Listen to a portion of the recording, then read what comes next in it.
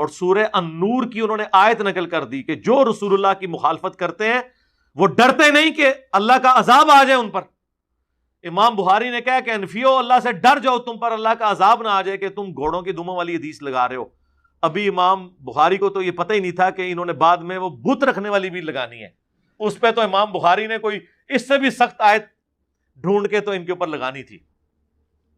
اب انفیوں کے گلے کا یہ کانٹا بنی ہوئی ہے اور کہتے ہیں نہیں جی وہ جز رفع الیدین تو امام بخاری سے ثابت ہی نہیں ہے.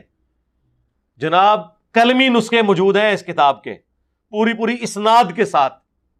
تو وہ مکتبہ ظاہریہ کی باقاعدہ کلمی نسخے والی جز رفع الیدین ہے جس پہ شیخ زبیر صاحب نے تحکیم لگا کے مکتبہ اسلامیہ سے پرنٹ کی ہے, جو ہماری ویب سائٹ ahlsunnatpak.com پہ اس کا PDF رکھا ہوا ہے. تو وہ ثابت ہے, شروع میں انہوں نے پوری بحث کی ہوئی ہے اس کے اوپر.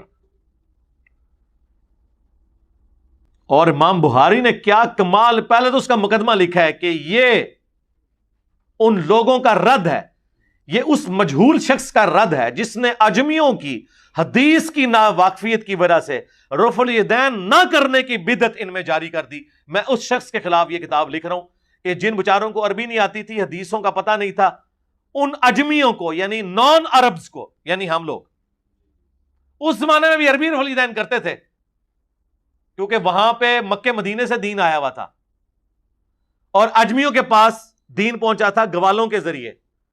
تو خالص دودھ تو بھینس کے نیچے سے ملتا ہے, ہاں گوالا تو ملاوٹ کر کے دیتا ہے. اسی لیے دیکھیں یہاں لوگ کہہ رہے ہیں منسوخ ہو گیا, اور ادھر امام کعبہ اونچی امین بھی کہہ رہا ہوتا ہے, رفع الیدین بھی کہہ رہا, انہوں نے بھی دسو نا جا کے جنہاں کو چندے کھاندے ہو ریال لے کے کہ چھڑ دیو منسوخ ہو گیا. وہ کہیں گے اچھا تانوں خبر پہنچ گئی, سانوں تو اتنے بھی نہیں پہنچی حالے تک. سرکار ادھر بھی وہی خبر ہے جو ادھر ہے, کیونکہ کتاب سعودیہ کے چینل پہ بھی بخاری مسلم ہی پیش کر رہے ہوتے ہیں اور ہمارے ٹیبل پہ بھی بخاری مسلم ہے اور تمہارے مدرسوں پہ بھی بخاری مسلم ہے. تم عمل نہیں کر رہے, یہ تمہاری 2 نمبری ہے.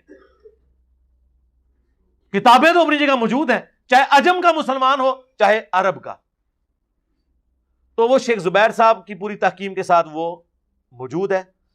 اس کے سٹارٹ میں آپ دیکھیں کتنے سخت الفاظ ہیں امام بخاری کے, یہ اس مجہول شخص کا رد ہے. اب وہ شخص کون ہے؟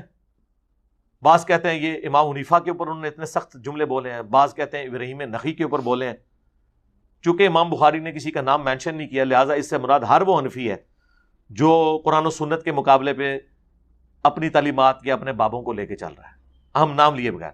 اور امام بخاری نے 100 سے زیادہ احادیث اور آثار رفع الیدین کے حق میں لیے ہیں, اور پہلی حدیث مولا علی سے لی ہے, تاکہ اگر کوئی کہنا جی ابو بکر سے ثابت کریں رفع الیدین, جی عمر سے ثابت کریں, عثمان سے, علی سے, انہوں نے کہا چھڑ دو, رکو ذرا, صبر کرو, ہم علی سے ہی ثابت کر دیتے ہیں تاکہ پھر یہ سوال ہی نہ کرو کہ آخری وقت تک کرتے تھے یا نہیں کرتے تھے.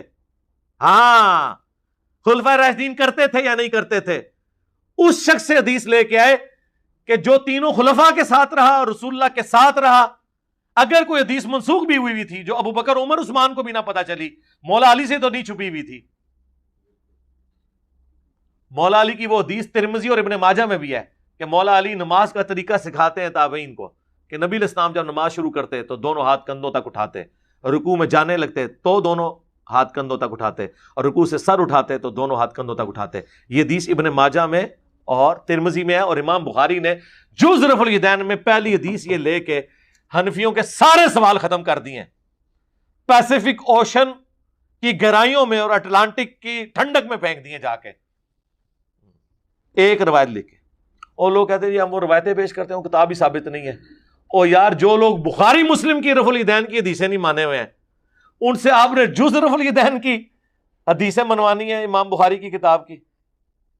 اور جو قرآن کے عقیدوں کو نہیں مانے ہوئے, ان سے آپ نے امام بخاری کی کسی کتاب سے کوئی بات نقل کر کے ان سے منوانی ہے. لیکن پھر بھی ہمارے کلمہ کو بھائی ہیں, نمازیں ان کے پیچھے پڑھیں, چندے ان کو دیں, یہ آپ کو مسجد سے نکالیں تب بھی پیچھے پڑھیں, تاکہ آپ خاموش دعوت کریں سنت کی انشاءاللہ.